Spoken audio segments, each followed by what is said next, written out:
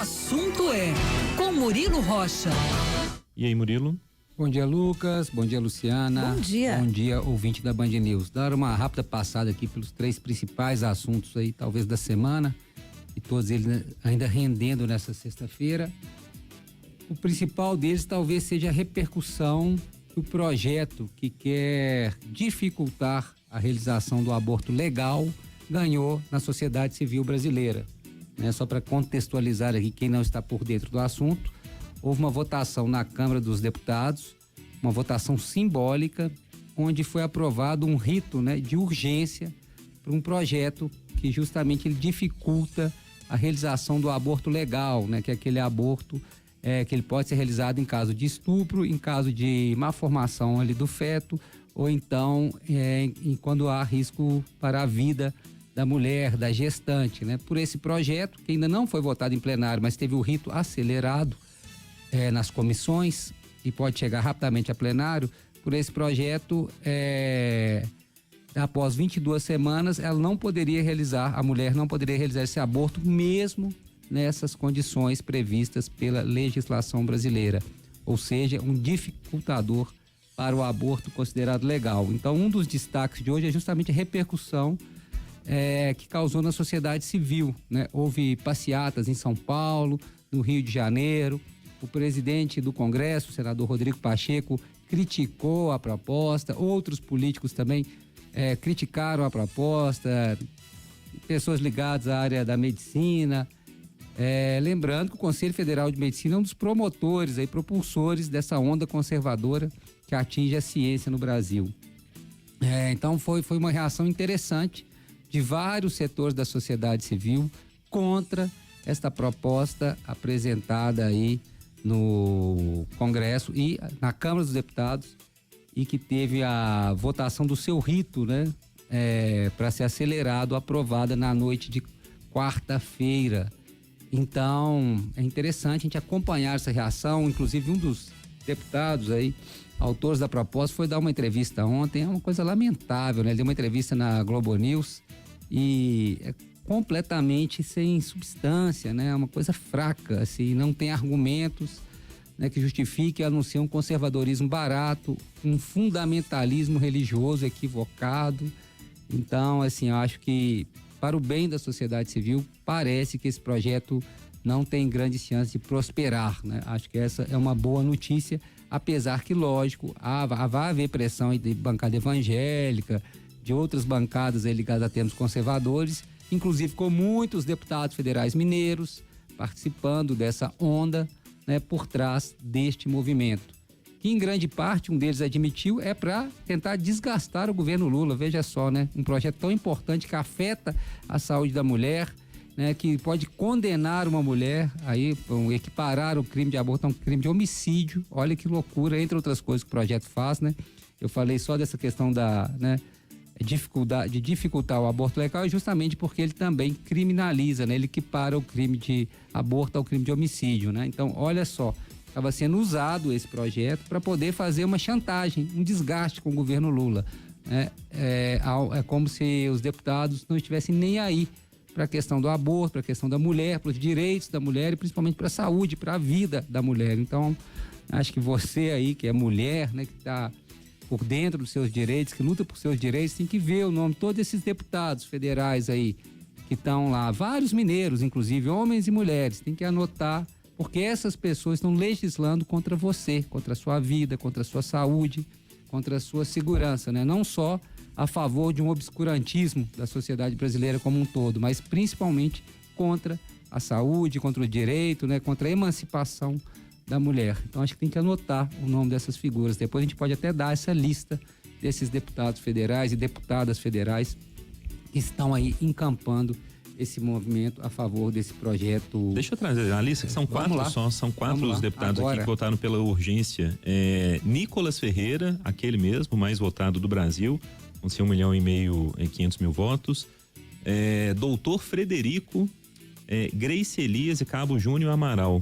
Então, esses 4 deputados da bancada mineira votaram pela urgência neste texto aí na última quarta-feira. Guardem bem esses nomes. Repete pra gente aí, Lucas, por favor. Nicolas Ferreira, do PL, o Cabo Júnior Amaral, aqui de Contagem, também do PL, doutor Frederico, se não me engano ele é do PRD, que é uma junção aí recente de partidos, e também a Grace Elias. E eu fui entrar, Murilo, rapidinho no perfil desse pessoal ontem também. Eu fui entrar no desse doutor Frederico, que eu nunca tinha ouvido falar desse deputado, sinceramente. Eu conheço essa figura. Ele, de fato, é um doutor que ele é médico, né? Mas ele postou um vídeo com a argumentação dele para ter votado nesse texto, assim.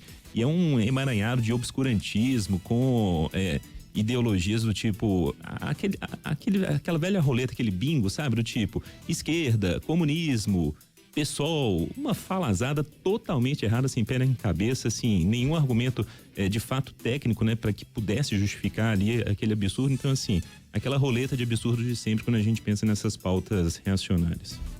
Então tá aí, gente, tomem nota desses nomes aí para, né, vocês não se esquecerem. Um deles, inclusive, o Cabo Júnior Amaral, é pré-candidato à Prefeitura de Contagem, eleição aí de outubro deste ano, né, o Cabo Júnior Amaral é um pré-candidato à Prefeitura de Contagem. Outros dois assuntos importantes para a gente trazer aqui, Lucas, Luciano e ouvinte, rapidamente.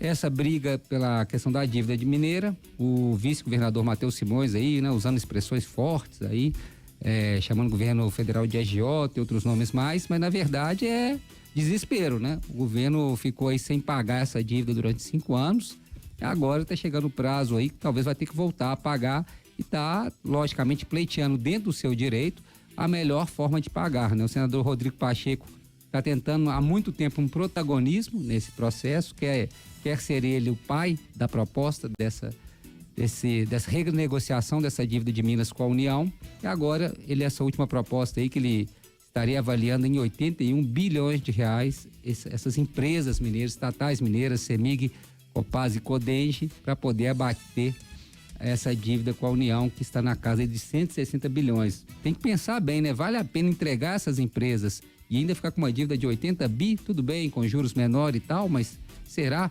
Empresas estratégicas, né? Quando a gente pensa na CEMIG, olha, né? A própria Copasa, enfim, é de se pensar. Não, eu confesso que tem muitas dúvidas se essa é a melhor proposta, né? Talvez seja a questão de uma renegociação dos juros mesmo, começar a pagar juros aí, e aquele fator de correção também ser reduzido, enfim. Talvez seja essa a questão a se pensar e não a entrega aí das empresas mineiras como abatimento de parte do valor da dívida. Essa é uma opinião minha. Eu acho que esse assunto tem que ser muito bem pensado, porque começa a ficar esse discurso de desespero aí do governador Matheus Simões, e esse é o momento propício para se fazer um mau negócio, né? Um negócio para o Estado. Limpa a barra agora do Estado, mas futuramente depois que sente que foi feito um mau negócio, e aí esse governo vai estar aí mais para responder por isso. Então, tem que ter muita cautela. Por fim, um terceiro assunto que surgiu ontem, aí um assunto que também envolve o governo de Minas. E numa entrevista ontem à tarde na TV Assembleia, o deputado João Vitor Xavier, que é inclusive vice-presidente da Rádio Itatiaia, foi para cima do governo de Minas, especificamente em cima aí da Rede Minas, né? Da empresa mineira de cultura, ali, ele foi para cima ali falando que a emissora Rede Minas está sendo usada para fins políticos. Ele falou que há um diretor de programação lá da emissora, segundo João Vitor Xavier, Leonardo Vitor, se eu não me engano o nome dele, Leonardo Vitor, ele estaria usando ali a programação da emissora para atacar adversários políticos.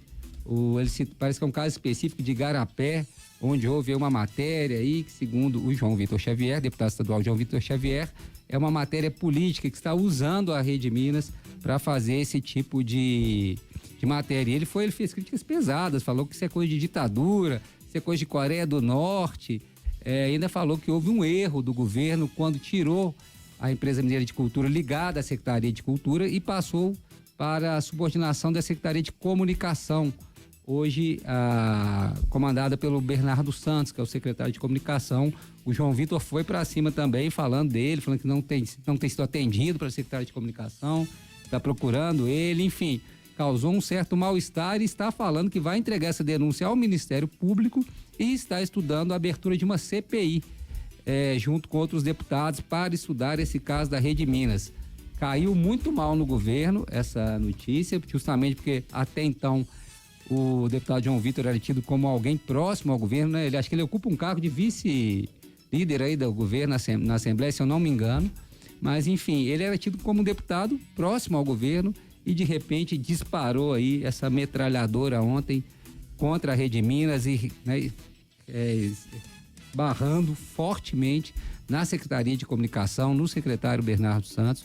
Uma crítica pesada aí. Acho que os próximos dias aí vai haver uma tensão nesse relacionamento, né? Ou seja, fogo cruzado aí, fogo amigo, na verdade, aí na base do governo, mas pegou todo mundo de surpresa essa entrevista ontem à tarde o deputado João Vitor Xavier na Assembleia, e logicamente isso hoje viraliza muito rápido, né? Esse videozinho da entrevista dele correu aí, WhatsApp afora, e todo mundo recebeu esse vídeo. É isso, Lucas, Luciano, acho que essas são as principais notícias aqui do mundo político, pelo menos aqui de Minas Gerais e também do Brasil, essa questão do aborto aí que diz respeito a todos nós.